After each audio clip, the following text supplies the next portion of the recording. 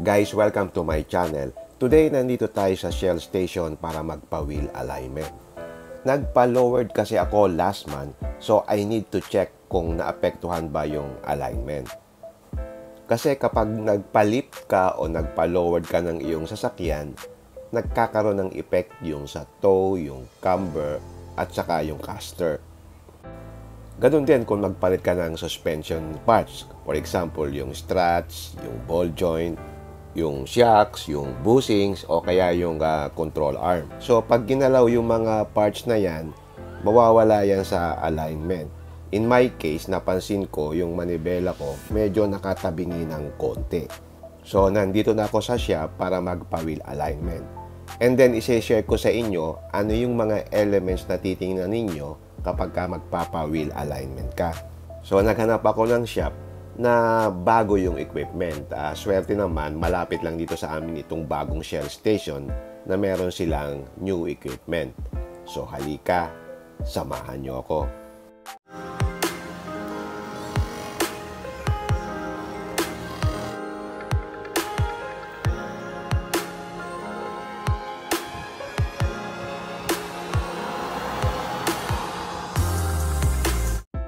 Okay, back to basics muna tayo. Ano ba yung wheel alignment? Ang wheel alignment is adjusting yung angle ng yung vehicle suspension and steering components back to its original specifications. This means na yung front wheels saka yung rear wheels nyo are in alignment with the vehicle center lines, which will improve drivability and fuel efficiency. Wheel alignment is usually done using a special machine that will measure your wheel angles as against the original specifications. Kasi yung mga sasakyan, may kanya-kanyang original specification ng kanyang alignment. Ano ang tinitingnan sa wheel alignment? Meron tatlong bagay yan. Una, yung camber, yung caster, at saka yung toe. So makikita mo sa computer na parang ganyan. Merong red, saka merong green. Pagka naka-red, ibig sabihin outside of the tolerance. Pagka naka-green, within the tolerance. So, kailangan mag-green lahat yan para tumama dun sa original specification. So, discuss natin yung camber. Pagka negative camber, ibig sabihin nakapapasok yung gulong mo from the top. Pagka naman positive, yung top ng gulong mo palabas, di ba? Pagka naman zero, naka-vertical yung iyong gulong. So, sa iba't ibang sasakyan, iba-iba yung specifications nila ng camber. Merong kasing sasakyan na medyo naka-negative camber, merong medyo naka-positive camber, meron din naman naka-zero camber. So, iba-iba yan sa iba't ibang sasakyan. So, when the camber is at the correct angle, the tire and wheel will roll straight. So, ganyan ang itsura ng camber. So, generally, it affects yung cornering performance. So, kung yung camber is out of the manufacturer's range, normally, it will affect handling and tire wear, which will cost money. By the way, meron din mga kotse na ina-adjust mo yung rear camber, especially yung mga all-wheel drive. So, kailangan magpantay din siya dun sa harap. Okay, discuss naman natin yung second element ng wheel alignment, yung caster. Meron kasing negative, zero, and positive caster. Pag sinabi mong positive caster, yung steering axis is tilting rearward towards the driver. Parang ganyan. Pag negative naman, palayo doon sa driver. While yung caster is hindi nakaka-affect doon sa tangos ng gulong, like yung camber, malaki naman ang epekto niya doon sa steering and handling. The higher the caster, the more stability ng sasakyan sa higher speed. Lower caster naman means more responsive handling. Okay, check naman natin yung pangatlo. Yung pangatlo, yung toe. Ito yung madaling mag-fail sa alignment kasi merong negative toe, merong zero toe, saka positive toe. Ibig sabihin ng toe, dapat pareho ng direksyon yung front and rear wheel mo. Kasi kung pareho ang direksyon nila, ibig sabihin less friction sila habang gumugulong. Sample, halimbawa, masyadong negative yung toe. Naka-toe out siya, parang naghihilahan na palabas yung gulong. Pag naka-toe in naman, parang naglalaban siyang paloob. So, nakakaroon talaga ng more friction. So, ang resulta, madaling matangos yung gulong mo. So, to summarize, bukod sana naapektuhan yung handling, yung tire wear mo na apektuhan din. So, yung mga wear mo nag-iiba, merong camber wear, iba-iba, merong feathered wear, etc. Okay, now naalaman natin yung principle ng wheel alignment. Punta ngayon tayo dito sa actual at check natin yung actual na wheel alignment process. So, of course, yung unang-una, meron siyang lifter, iaangat niya yung sasakyan para makapag-adjust siya dun sa ilalim. So, ang unang procedure, kakabit niya yung gadget na ito dito sa wheel. Yan ang ginagamit sa pag-align ng harap at likod. So, sa apat na gulong, ikakabit yan. So, dito sa harap at saka dito sa likod. So, dapat maingat din yung nakakabit niyang gadget na yan. No? Kasi minsan, pagka masyadong mahigpit, nagagasgas yung mags. Kaya kailangan bantayan mo din. So, dito, in this case, nakabit na niya yung sa harap. Dito naman sa likod niya, ikakabit. Para, ikakabit yan ngayon dun sa computer para ma-align yung gulong.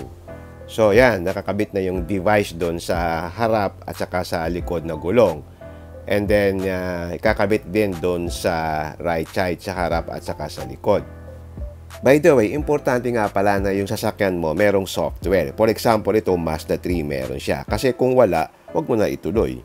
Yung software kasi na yon for a specific car, ang manufacturer's specification na dapat sundin. So, yan. Ngayon, no? Nagwo-work na yung computer. So, makikita mo dyan, merong green, may lalabas na red yan kapag ka out of the specification. So, ibig sabihin, wala sa alignment. So, sa tingin ko, kaunti lang ang magiging adjustment dito kasi nagpa-lower lang ako. So, ang kailangan lang dito tingnan, of course, yung camber, caster, and toe na diniscuss ko kanina. Yan, medyo ginagalaw ng technician yung gulong para mag-ano yung computer. So, after a while, ganito yung lumabas sa computer. Nag-red doon sa toe, minus 0.20, which is outside of the tolerance. Yung camber at saka caster, okay lang kasi naka-green siya.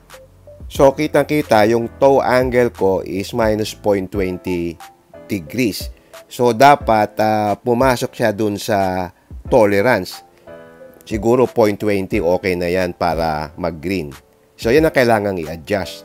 So, para ma-adjust yung toe, kailangan pihitin dun sa ilalim. So, yung technician, kumuha na ng gamit para pihitin, para ma-adjust yung toe angle.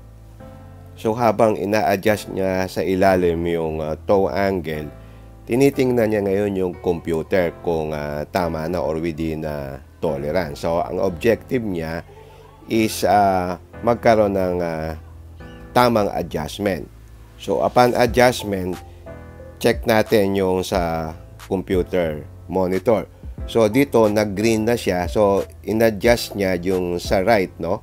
So, lumabas 0.05. So, ginawa na niyang pantay na 0.05. Remember, kanina nasa negative 0.20 siya. At saka 0.20 dun sa left. Ngayon, pinantay na niya na 0.05. Kaya naka-green na siya. So, it's within the tolerance. So, may mga tolerance naman yan. Basta pumasok doon, okay na yan. So, yan, naka-green na lahat. Ang in-adjust lang natin kanina, yung toe na naka-red. So, ngayon, naka-green na siya lahat. So, once okay na, tatanggalin mo na ngayon itong mga equipment na ito. So, tapos na yung wheel alignment process. So, yan, ibinababa na sa lifter and then ite-test drive natin. Ngayon, siguro itatanong nyo, gano ba kalimit magpa-wheel alignment? Siguro recommended at least once a year. Kasi siyempre, ginagamit mo yung sasakyan. Nakakaroon talaga ng misalignment yan. So, importante talaga magpa-align kasi nakaka-affect yun dun sa tire wear mo at saka siyempre yung fuel efficiency mo affected din. So, ang simple analogy niyan, kapag yung apat na gulong mo naka-point in the same direction, so yung contact mo sa road ay nasa proper angle. So, less friction. So halimbawa, kung madalas kayong mag-drive doon sa mga dirt roads, doon sa mga bumpy highways, tapos minsan na-hit mo yung mga potholes, tapos may yung mga speed bumps, saka yung mga curbs, nakaka-apekto yan. Additionally, yung alignment issues will happen over time due to normal wear and tear. So, to quickly analyze your car's alignment, ask yourself these questions. Does your car pull on one side during driving?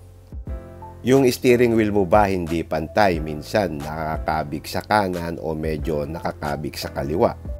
Pag lumiliko ka ba, hindi agad bumabalik yung steering wheel mo? Pag nagdadrive ka ba, meron bang kabig sa kanan o sa kaliwa? And then, ang tangos ba ng iyong gulong hindi pantay? Meron bang mas madaling matangos yung labas o yung loob? Ibig sabihin, may problema ang alignment mo. At pwede mo ring idagdag, pag nagpalit ka ng bagong gulong, magpa-wheel alignment ka. Pero normally, hindi natin ginagawa yun eh. Nagpapa-wheel balancing lang tayo. Pero kung may budget ka at gusto mo mas maganda at talagang gusto mong makita na tama, magpa-wheel alignment ka. Pero kung magpapa-body lift ka o lowered, kailangan mo talagang magpa-wheel alignment kasi sigurado maapektuhan yung camber, yung caster at saka yung toe mo.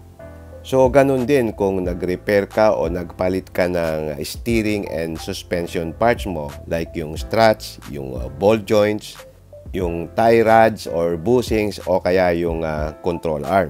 So, I'm sure pag ginalaw mo yan tapos ibinalik, ma-out of spec ka na. So, kailangan mo siyang ipa-align. O yan, hanggang dito na lang.